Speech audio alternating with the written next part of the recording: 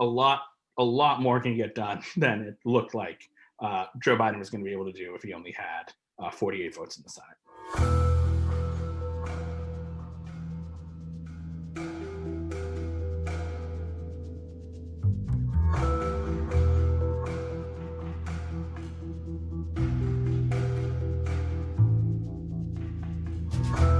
Winning the Senate has a bunch of really important implications for Joe Biden and for Democrats as they head into the new Biden administration. The most important and most immediate one is going to be that it's much, much easier for Biden to get his nominees confirmed. And that also should free him up to nominate maybe some more liberal people also down the line as he looks to fill out the administration. But it also really gives them the opportunity to potentially pass a few big pieces of legislation. Democrats likely aren't going to be able to sort of fully get rid of the filibuster the way they were talking about before the November elections. The Senate majority just isn't big enough to do that with just 50-50.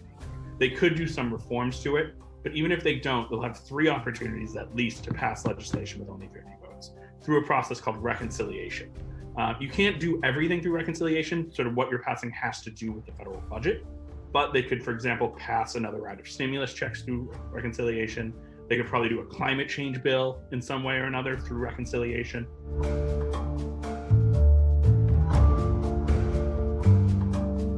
Trump and McConnell have really stacked the federal judiciary over the past few years. This is going to enable Biden to do the same over the next at least 2 years, potentially 4 if Democrats are able to hold the Senate in 2022.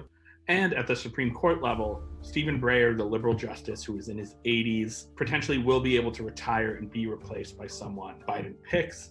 Biden has already said he would pick a black woman to fill that spot because there's never been a black woman on the Supreme Court before.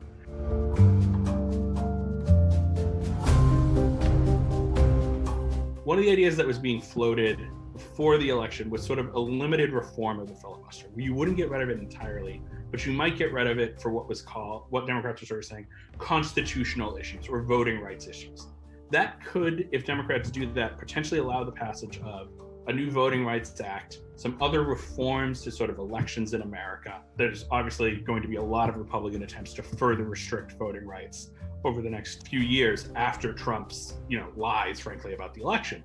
So I think you're going to see Democrats try to use that potentially as a way to fight back against this. It's also been discussed that they could eliminate it just for statehood attempts.